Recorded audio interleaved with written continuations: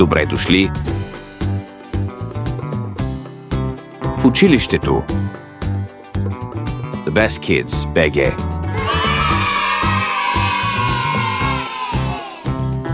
Здравейте, деца!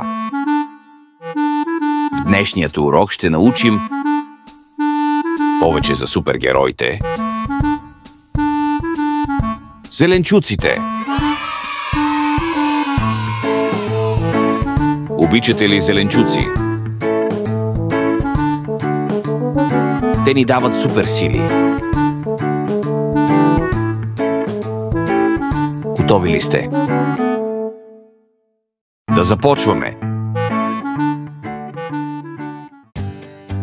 Запознайте се с супергероят. Чушката.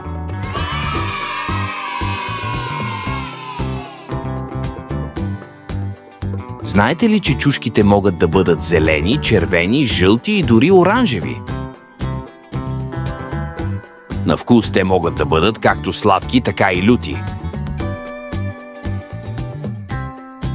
Освен това, в чушките има много витамин С, дори повече от портокалите. Хайде да се запознаем с следващият зеленчук. Запознайте се с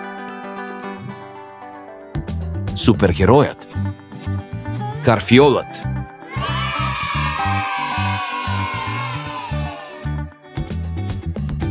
Карфиолът много прилича на своя брат зеленчук – броколи.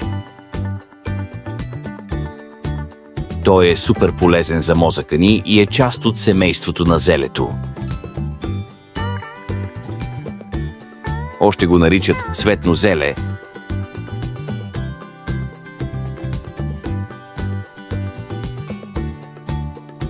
Кой ли ще бъде следващия зеленчук?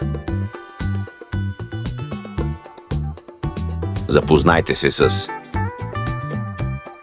супергероят. Тиквичката.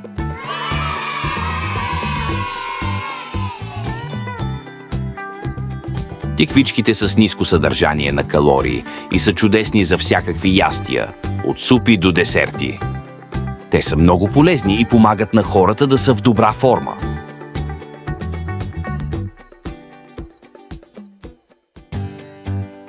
Те са полезни за нашите кости, очи и кожа. Хайде да се запознаем с следващият зеленчук. Запознайте се с супергероят. Спанакът.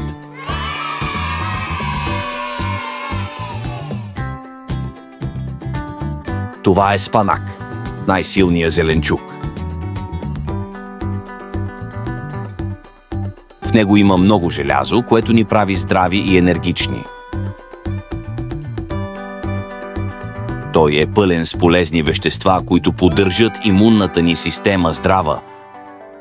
Нека преминем към следващия зеленчук. Запознайте се с супергероят. Патладжанът.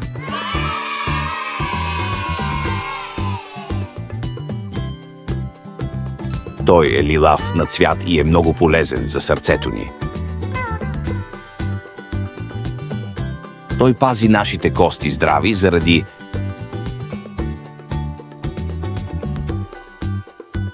богатото наличие на калий, калций и витамин К.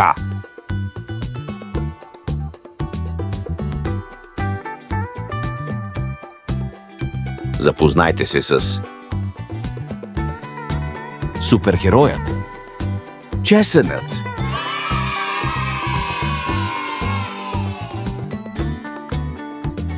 Чесънът е нашият най-малък представител от супергероите. Той пази тялото ни от вируси и настинки. Ако искате да бъдете много здрави, не забравяйте да си хапвате чесън.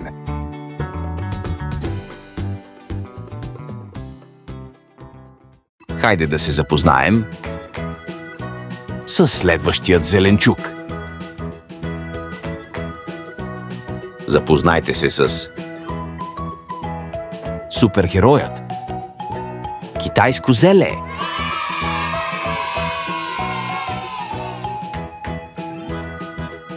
Китайското зеле е любимо на много хора по света. То е леко и хрупкаво и се използва в различни вкусни салати и супи. Има високо съдържание на витамин С и е полезно да се хапва есента и зимата, за да ни пази от вируси. Нека преминем към следващия зеленчук. Запознайте се с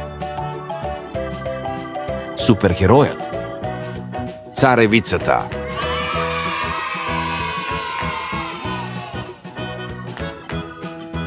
Царевицата е от семейството на зърнените култури. Тя не е точно зеленчук, но някои хора я разглеждат така. От нея се прави царевично брашно, което се използва в кулинарията на множество народи. Хареса ли ти урока? Кой е любимият ти супергерой от зеленчуците?